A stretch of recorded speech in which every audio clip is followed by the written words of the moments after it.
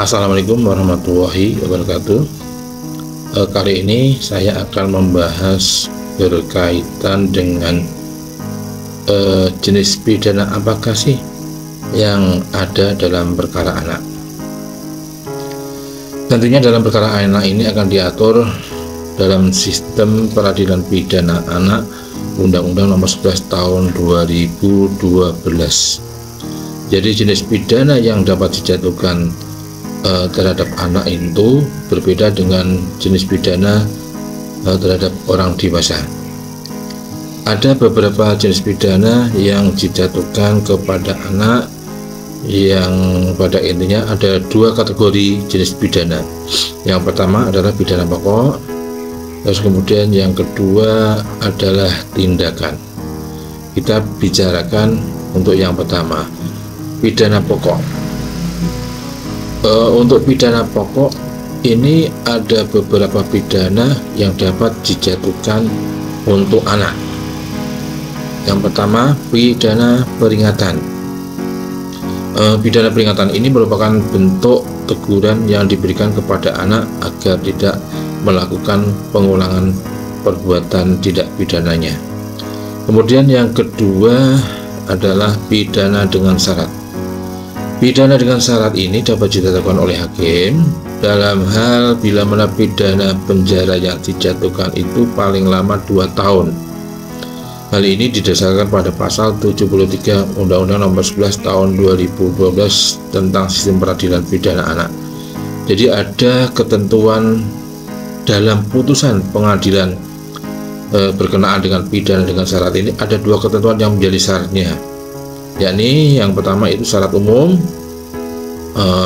Dalam syarat umum ini anak tidak akan melakukan tindak pidana lagi selama menjalani masa pidana dengan syarat yang telah ditetapkan oleh hakim.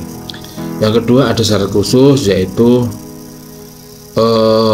anak ini harus melakukan atau tidak melakukan hal-hal yang tertentu yang ditetapkan dalam putusan hakim dengan tetap memperhatikan kebebasan anak. Sedangkan untuk jangka waktu pidana dengan syarat ini paling lama adalah 3 tahun. Anak itu harus tetap mengikuti wajib belajar selama 9 tahun, dan selama menjalani masa pidana dengan syarat, penuntut umum kejaksaan akan melakukan pengawasan, kemudian pembimbing kemasyarakatan akan melakukan pembimbingan agar anak itu menepati persyaratan yang telah ditetapkan. Kemudian pidana dengan syarat ini meliputi yaitu pidana pembinaan di luar lembaga.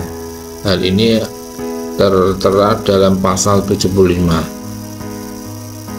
Pidana ini dapat berupa mengikuti program pembimbingan dan penyuluhan yang dilakukan oleh pejabat pembina, kemudian mengikuti terapi di rumah sakit jiwa, mengikuti terapi akibat penyalahgunaan narkotika, alkohol, atau psikotropika dan adiktif lainnya. Anak dibina di luar lembaga masyarakat dengan pengawasan tentunya dari petugas yang telah ditetapkan oleh undang-undang. Kemudian yang kedua pidananya itu berupa pelayanan masyarakat. Hal ini tertera dalam pasal 76 yang merupakan pidana yang dimaksudkan ini adalah untuk mendidik agar anak dengan meningkatkan kepeduliannya pada kegiatan masyarakat yang positif tentunya. Pidana pelayanan masyarakat ini untuk anak ini dijatuhkan paling singkat 7 jam dan paling lama 120 jam. Kemudian pidana syarat yang terakhir adalah pengawasan. Diharapkan dengan pengawasan ini anak dapat ditempatkan di bawah pengawasan penuntut umum dan juga dibimbing oleh pembimbing kemasyarakatan. Hal ini didasarkan pada pasal 77.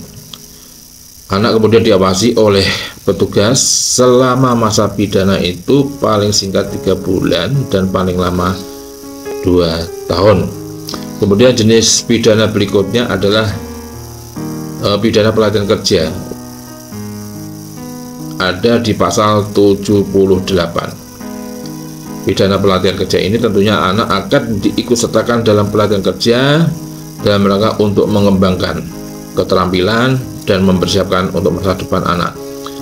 Dapat dilaksanakan di lembaga yang melaksanakan pelatihan kerja yang sesuai dengan usia anak. Dikenakan paling singkat itu 3 bulan dan paling lama 1 tahun. Kemudian pidana berikutnya adalah pembinaan dalam lembaga.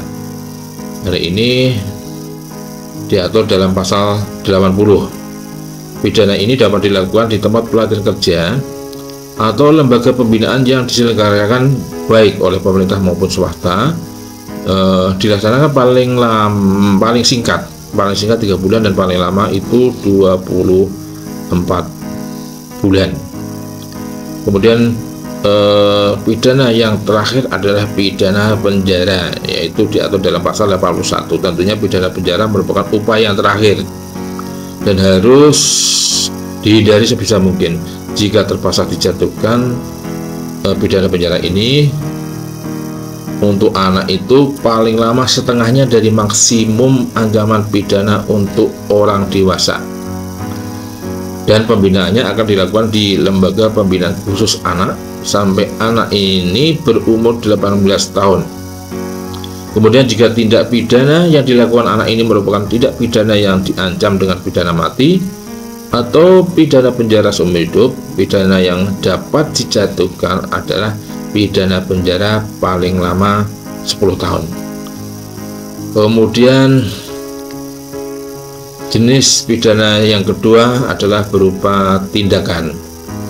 Ada beberapa tindakan dalam jenis pidana ini. Namun sebelumnya kami sampaikan bahwa selain pidana pokok itu tadi, anak yang berkonflik dengan hukum juga dapat dikenakan pidana. Dapat dikenakan tindakan maksudnya, terutama bagi anak yang belum mencapai usia 14 tahun. Jadi ketika anak yang belum mencapai usia 14 tahun, pidana yang dikenakan berupa tindakan. Hal ini didasarkan pada pasal 69. Tindakan tersebut itu dikenakan paling lama 1 tahun,